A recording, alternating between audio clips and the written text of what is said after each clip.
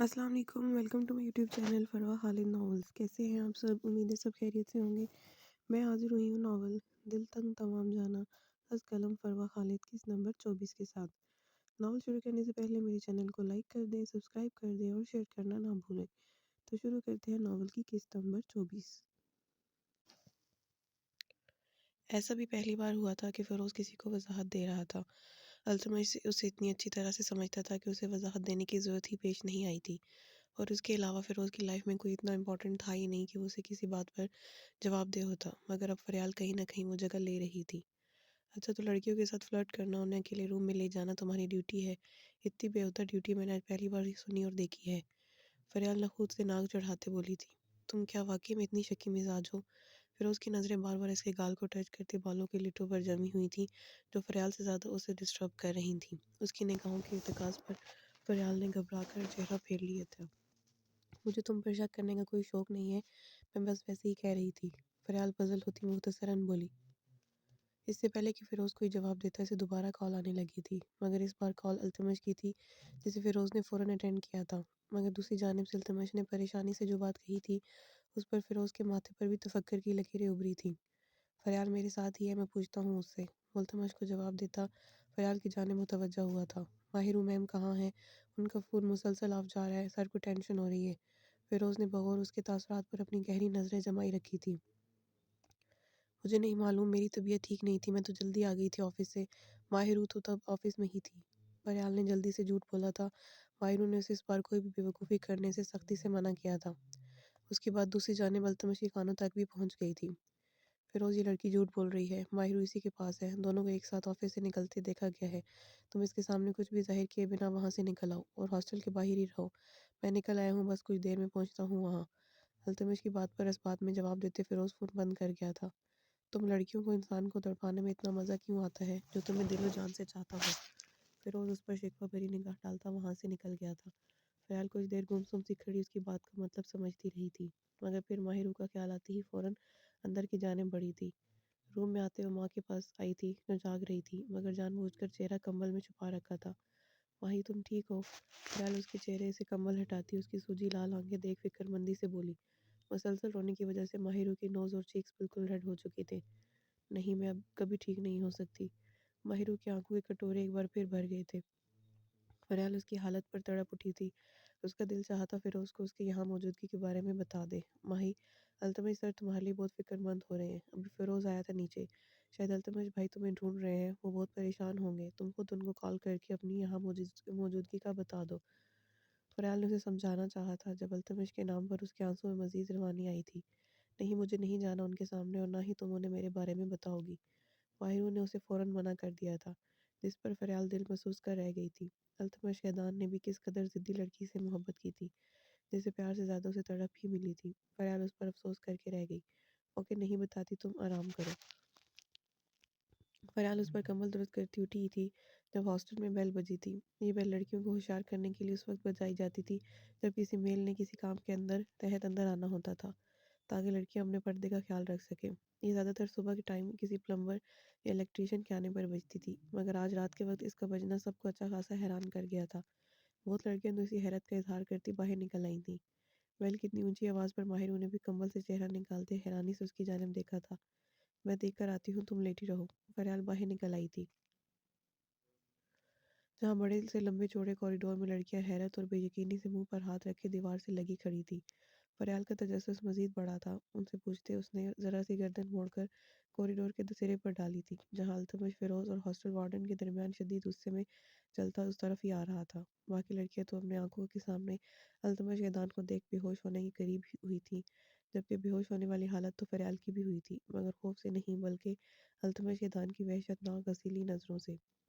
I am sorry, माहिरों ने ही मना। फ़रियाल के बाकी अल्फाज मुंह में ही रह गए थे, जब अल्तमश ने हाथ उठाकर उसे चुप रहने का इशारा दिया था। माहिर इस रूम में है, गुस्से से भड़कते लहजे में सवाल किया गया था। जी, मगर इसकी। फ़रियाल ने थूक निकलते जवाब देते उसे माहिरू की ख़राब तबीयत का बताना चाहा था, मगर अल्तमश ने उसकी अगली बात सुने बगैर अंदर दाखिल हो गया था। फ़रियाल ने घबराई नज़रों से फ़िरोज़ की जानिब देखा था, जो इसकी रूहानी सूरत देख वह मुश्किल से अपनी हंसी रोके हुए था।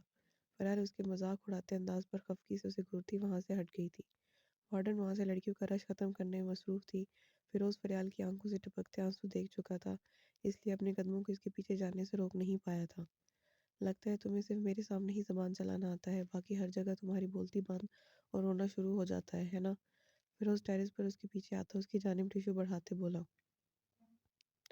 ہاں، اور تمہیں دوسروں کا مذاق اڑانا، تم اور تمہارا باس دونوں ایک جیسے ہو، خود چاہے جو مرضی کرتے رہو مگر دوسری جانب سے برداشت کرنا مشکل ہو جاتا ہے۔ فریال اس کا بڑھایا ٹیشو نظر انداز کرتے ہاتھوں سے دونوں آنکھیں رگڑتی خفگی سے بولی۔ اسے زیادہ فکر ماہر کی تھی، جس کی طبیعت پہلے ہی ٹھیک نہیں تھی، اور التمش بھی اچھے خاصے غصے میں بھڑکتا اندر گیا تھا۔ تم سے اتنے آرام سے پوچھا تھا، سچ بول دیتی۔ فیروز اس کا رونا بند ہوتا دیکھ مطمئن ہوا تھا۔ تو اور کیا کرتی؟ اگر بتا دیتی تو میری دوست نے میرا سر پھاڑ دینا تھا۔ پہلے بھی تم نے مجھے کیسے بے وقوف بنا کر اس کی اتنی امپورٹنٹ فائل مجھ سے لے لی۔ فریال کو ایک دم اس کا پچھلا دھوکہ یاد آیا تھا۔ مجھے اس کام کے لیے زیادہ محنت درکار نہیں رہی تھی، تم ہو ہی اتنی معصوم۔ فیروز بے وقوف کی جگہ معصوم لفظ استعمال کرتا زیر لب مسکرایا تھا۔ فریال اس کی مسکراہٹ سے ہی سمجھ گئی تھی کہ وہ اس کا مذاق اڑا رہا ہے۔ وہ اسے کچھ کہتی جب اچانک اس کی نظر وہاں آس پاس چھپ کر انہیں دیکھتی لڑکیوں پر پڑی، جن میں آسماں بھی شامل تھی۔ ارے تم سب وہاں کیوں کھڑی ہو؟ یہاں آؤ نا، فیروز صاحب ملنا چاہتے ہیں تم سب سے۔ فریال نے فوراً حساب برابر کیا تھا، کیونکہ اس کی ایک پکار پر ہی لڑکیوں کی اچھی خاصی تعداد اس جانب بڑھ آئی تھی۔ پورا ٹیرس بھر گیا تھا۔ فیروز نے تنبیہی نظروں سے اس کی جانب دیکھا تھا، مگر تب تک وہ اپنا کام کر چکی تھی۔ لڑکیوں کے آتے ہی وہ ان کے درمیان سے نکل گئی تھی، جبکہ فیروز اسے گھور بھی نہیں سکا تھا۔ کچھ لڑکیاں اس کے ساتھ سیلفیاں لینا چاہتی تھی اور کچھ اس سے شادی کے حوالے سے اور نہ جانے کیسے کیسے سوال کرنے لگی تھی۔ فیروز کا نرم لہجہ تو صرف ایک لڑکی کے لیے ہی تھا۔ وہ فوراً سرد و سپاٹ لہجہ اختیار کرتا، انہیں سائڈ پر ہونے کا کہتا، وہاں سے نکل گیا تھا۔ اس کا ایسا رد عمل دیکھ ایک کونے پر کھڑی فریال کے ہونٹوں پر بے ساختہ مسکراہٹ بکھر گئی تھی، جس کا ریزن وہ خود بھی ابھی ٹھیک سے نہیں جانتی تھی۔ اب آپ کا کیا فیصلہ ہے سائیں؟ کبریٰ بیگم زہیب ربانی سے ماسورہ کے حوالے میں کیا جانے والا فیصلہ جاننا چاہتی تھی۔ یہی کہ وہ اب بھی ہماری روایت کے مطابق وہ رسم نبھائے گی۔ زہیب ربانی کو کسی بھی طرح اپنی سربراہی بچانی تھی۔ ماسورہ کا واپس آنا ان کے بہت سارے مسائل حل کر گیا تھا۔ ان کی بیٹی دشمنوں کے گھر سے آزاد ہو گئی تھی، مگر وہ اب ذاکوان ربانی کے نکاح میں ہے۔ آپ کو لگتا ہے وہ اتنی آسانی سے ایسا ہونے دے گا؟ ان کے فیصلہ سن کبریٰ بیگم کا دل پھر سے بے چین ہو چکا تھا۔ اب ان کی بیٹی کا مقدر وہی قید بننے والی تھی، جس میں خوشیاں تو دور کی بات، قید تنہائی ہی بہت بڑا عذاب ثابت ہو سکتی تھی۔ وہ پہلے فرحت کیلانی کا حال اپنی آنکھوں سے دیکھ چکی تھی۔ دھوکے اور جھوٹ کی بنیاد پر یہ بنی لی ہے انہوں نے۔ اب کی بار انہیں سر جھکا کر ہماری ہر بات ماننی ہوگی، جیسے ہم نے مانی تھی۔ جب ابرار نے قتل کیا ہے ہی نہیں تو ہم کیسے معذورہ کو وہاں بھیج سکتے ہیں؟ زہیب گیلانی آگے کا سب کچھ سوچے بیٹھے تھے۔ کبریٰ بیگم بے بسی سے اپنے شوہر کا فیصلہ سن رہی تھی جب ملازمہ نے دروازے پر دستک دی تھی۔ سائیں نیچے ذاکوان ربانی آئے ہیں، ان کا کہنا ہے وہ ماسورہ بی بی سائیں کو لینے آئے ہیں۔ ملازمہ کی اطلاع پر کبریٰ بیگم نے گھبرا کر زہیب ربانی کی جانب دیکھا تھا۔ اس کی اتنی ہمت کیسے ہوئی اتنے بڑے دھوکے کے بعد دوبارہ یہاں آ کر میری بیٹی کا مطالبہ کرنے کی؟ زہیب ربانی جھٹکے سے اٹھتے باہر کی جانب بڑھ گئے تھے۔ صفیہ ابرار کہاں ہے؟ کبریٰ بیگم کے ماتھے پر تفکر کی لکیریں واضح ہوئی تھیں۔ بی بی سائیں وہ نیچے ہی ہیں، ان کی ذاکوان ربانی کے ساتھ بہت زیادہ بحث چل رہی ہے۔ معاملہ کافی گرم تھا، اس لیے سجاد سائیں نے بڑے سائیں کو بلانے بھیجا۔ ملازمہ نے تفصیل بتائی۔ ذاکوان کے ساتھ اور کون آیا ہے؟ کبریٰ بیگم کو اپنے بیٹے کا غصہ اچھی طرح اندازہ تھا، انہیں ذاکوان کی فکر ہوئی تھی۔ بی بی سائیں وہ اکیلے آئے ہیں، ان کے گارڈز کو بھی اندر نہیں آنے دیا گیا اور ان کے ہتھیار بھی لے لیے گئے ہیں۔ ملازمہ کی ساری بات سن کر کبریٰ بیگم کی پریشانی مزید بڑھ گئی تھی۔ وہ جلدی سے ماسورہ کے روم کی جانب بڑھ گئی تھی۔ بھابھی کیا ہوا آپ کو؟ آپ نے جب سے آئی ہوں آپ کو ایسے اداس ہی دیکھا ہے۔ آپ ابرار بھائی کے ساتھ خوش نہیں ہیں کیا، یا ان سے کوئی لڑائی وغیرہ ہوئی ہے؟ ماسورہ ابرار کی بیوی ثانیہ کے قریب بیٹھتی نرمی سے مخاطب ہوئی تھی۔ جب سے وہ آئی تھی اس نے ثانیہ کو گمسم بیٹھے ہی دیکھا تھا۔ شادی سے پہلے ایک دو بار ملی تھی وہ اس سے۔ ثانیہ ایسی بالکل بھی نہیں تھی، وہ بہت ہی ہنسمکھ اور خوش مزاج سی لڑکی تھی۔ ماسورہ کو اسے ایک دم الگ روپ میں دیکھ بہت حیرت ہوئی تھی۔ لڑائی؟ ثانیہ استہزائیہ ہنسی تھی۔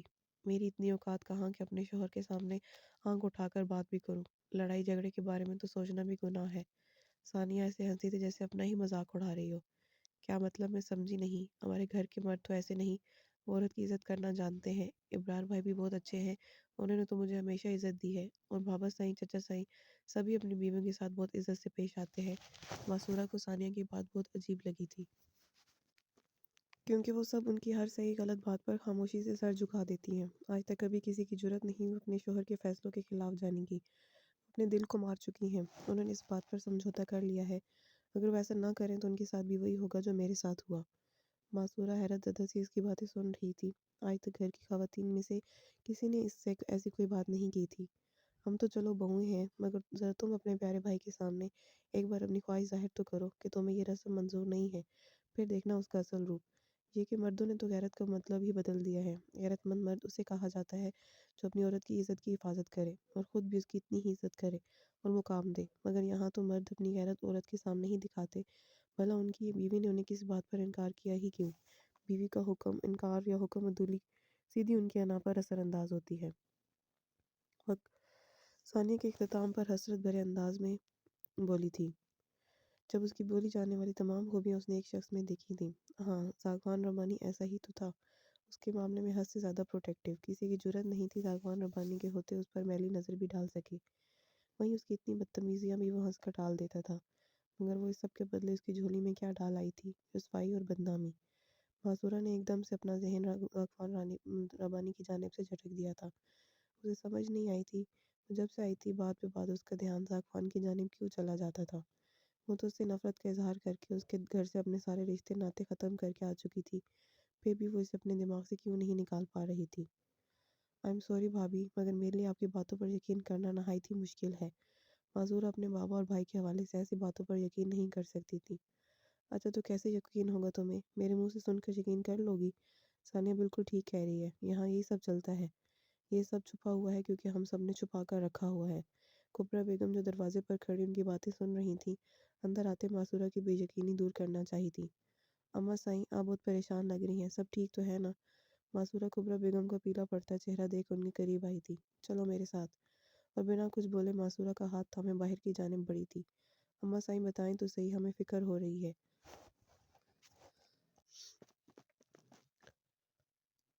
معصورہ ان کے ساتھ چلتی فکر مندی سے بولی تھی، ساگوان ربانی آیا ہے تمہیں لینے۔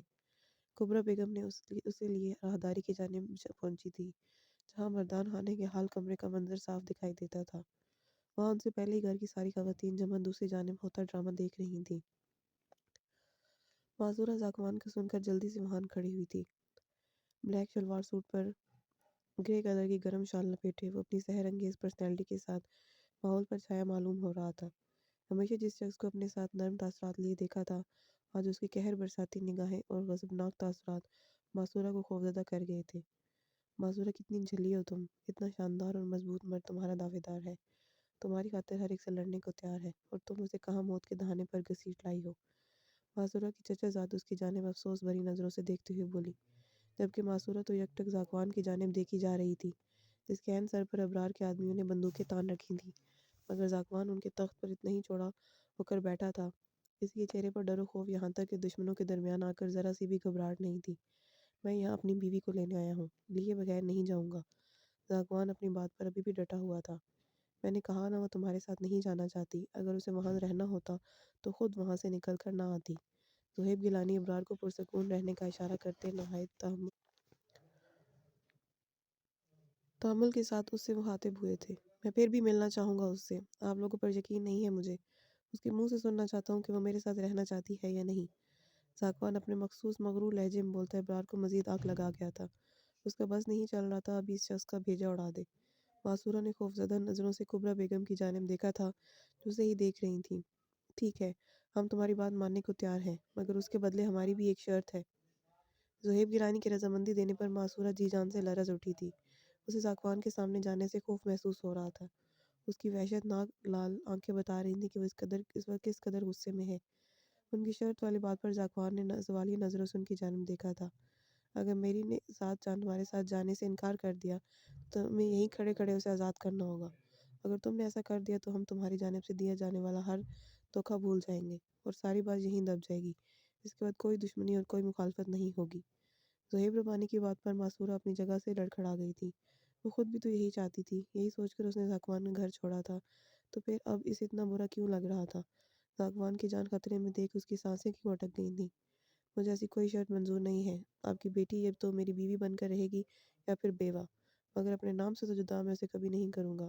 اگر آپ چاہتے ہیں کہ میں جلد از جلد یہاں سے چلا جاؤں تو اسے میرے سامنے لائیں ایک بار، میں اس کے منہ سے سننا چاہوں گا کہ وہ کیا چاہتی ہے۔ یہ بھی تو ہو سکتا ہے آپ لوگوں نے زبردستی سے یہاں روکے رکھا ہو۔ ذاکوان آخری جملہ ادا کرتا تلخی سے مسکرایا تھا۔ باسورا کا دل ڈوب کر ابھرا تھا۔ اگر اپنے قدموں پر چل کر جانا چاہتے ہو تو ابھی اور اسی وقت نکل جاؤ یہاں سے، ورنہ جو حال میں تمہارا۔ ابرار کا جملہ وہیں ادھورا رہ گیا تھا جب زہیب گیلانی نے اسے ہاتھ اٹھا کر روک دیا تھا۔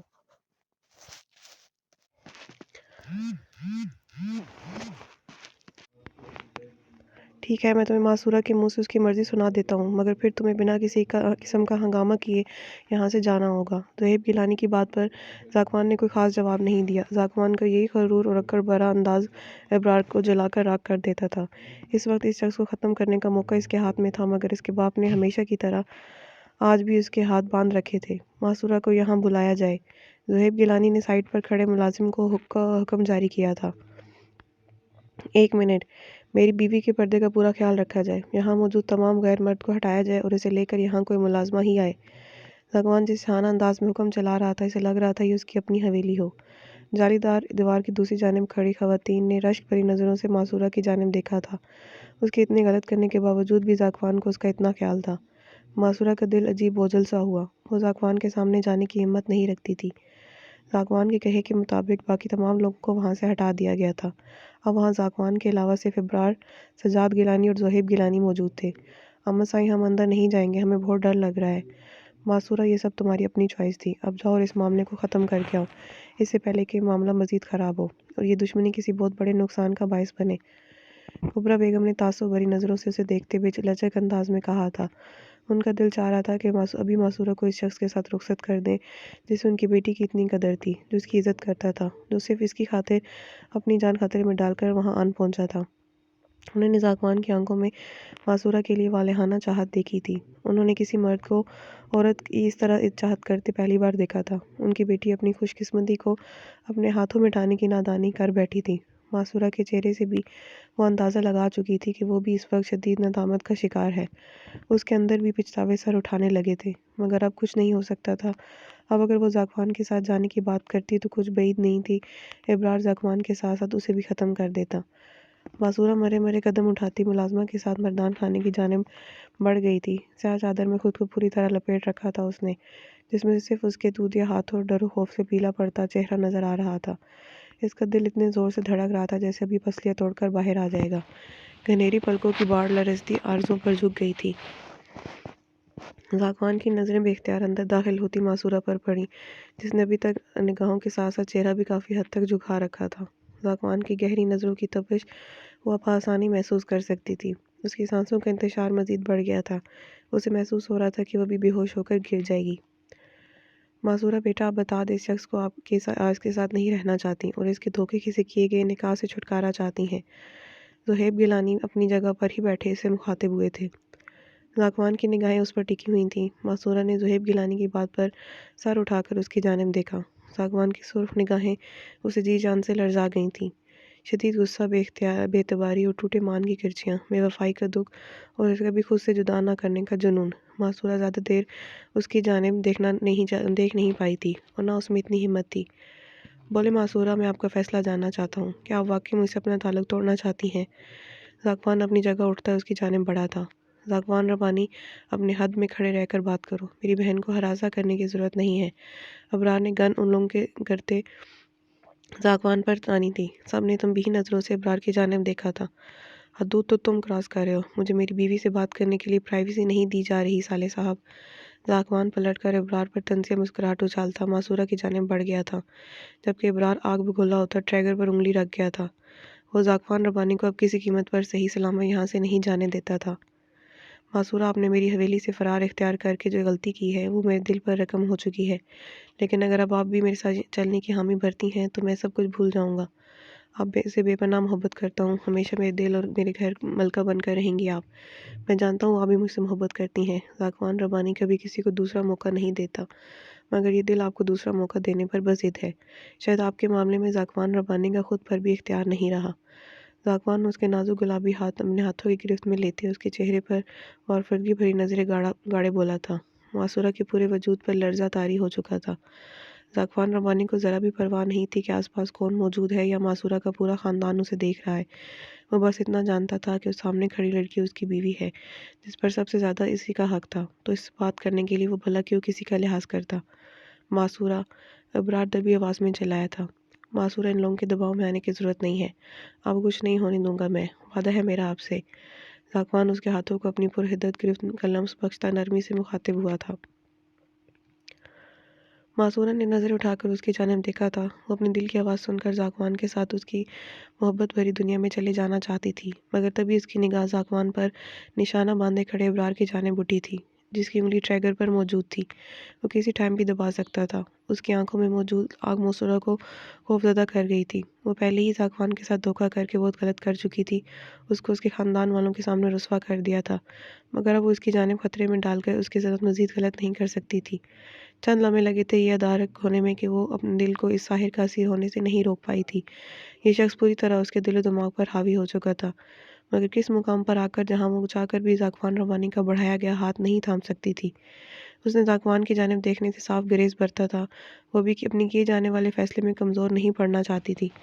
वो नहीं चाहती थी कि ज़ाक़वान को उसके रवैये से कुछ भी समझ आए या वो अख़ज़ कर ले कि मासूरा उसके साथ जाना चाहती है। आपकी ज़िंदगी की सबसे बड़ी गलतफ़हमी है कि मैं आपसे मोहब्बत करती हूँ। आपसे हमेशा हमेशा के लिए छुटकारा चाहती थी, जिसका इतना अच्छा मौका मिला मुझे, और मैं आपको उसकी अज़ियत भरी कैद से निकल आई। मुझे आपके साथ ना ही रहना है और ना ही कोई रिश्ता कायम रखना है। मेरे नज़दीक आपकी कोई अहमियत नहीं है। मैं अपने घर वालों के साथ रहना चाहती हूँ। मेरे बाबा का फ़ैसला ही मेरा आखिरी फ़ैसला होगा।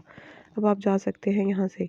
आपके लिए ज़्यादा बेहतर होगा। मासूरा उसके हाथ दूर झटकती पीछे हटी थी। अपने नम आलूद लहजे पर काबू पाती वो अपना चेहरा बेतासर रखे हुए थी। ज़ाक़वान कुछ लम्हे के लिए सुन्न हुआ था। उसे मासूरा से इस बात की उम्मीद तो बिल्कुल भी नहीं थी। उसे लगा था वो इसे इनकार करेगी, मगर इतने तौहीन आमेज़ अंदाज़ में ज़ाक़वान को बिल्कुल भी अंदाज़ा नहीं था। नावल जारी है।